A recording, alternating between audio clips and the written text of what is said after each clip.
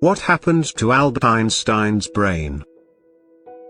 Albert Einstein was a theoretical physicist born in Germany.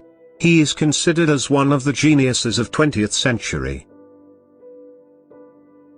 He won the Nobel Prize for his theory of relativity, E=mc2, and the law of the photoelectric effect. His brain was so special that after 7.5 hours of his death, his brain was stolen by the doctors who were in charge. When Einstein died on April 18, 1955, in Princeton Hospital, his brain was stolen by the pathologist on call, Thomas Stoltz Harvey. Einstein never wanted his brain or any body part to be studied or worshipped. But Harvey took his brain without the consent from his family, but when he was caught, he reasoned with his family that he wanted to study his brain purely for scientific purpose. Ronald Clark's 1979 biography of Einstein states, he had insisted that his brain should not be used for research and that he be cremated. But more recent research has suggested that this may not be true and that the brain was removed and preserved without the permission of either Einstein or his close relatives. Hans Albert Einstein, the physicist's elder son, endorsed the removal after the event, but insisted that his father's brain should be used only for research to be published in scientific journals of high standing.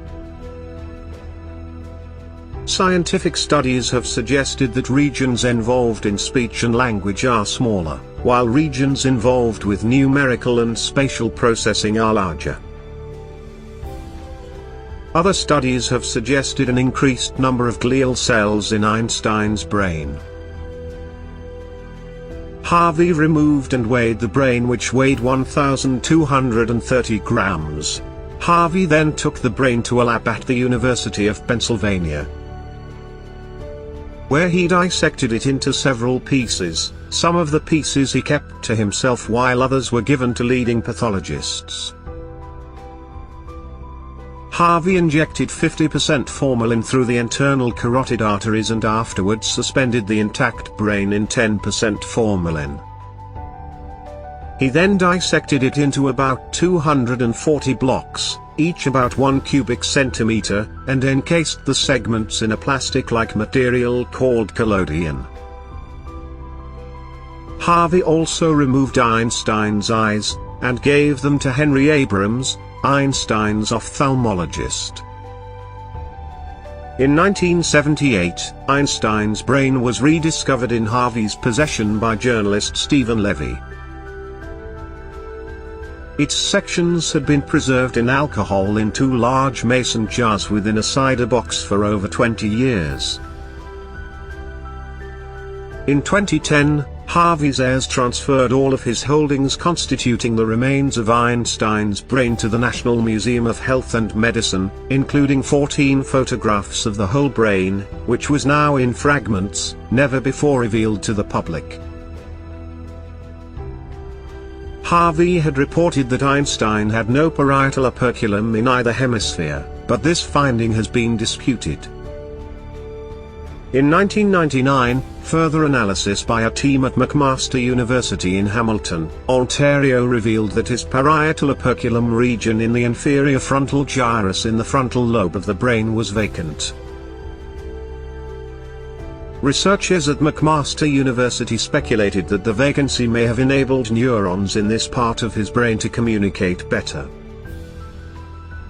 This unusual brain anatomy, missing part of the Sylvian fissure, may explain why Einstein thought the way he did, said Professor Sandra Whittleson, who led the research published in The Lancet. This study was based on photographs of the whole brain autopsy in 1955 by Harvey and not a direct examination of the brain. Professor Laurie Hall of Cambridge University, commenting on the study, said, "To say there is a definite link is one bridge too far, at the moment. But magnetic resonance and other new technologies are allowing us to start to probe those very questions." More mysteries of his brain still remain unsolved, But with the advancement in science and technology, they might soon get solved.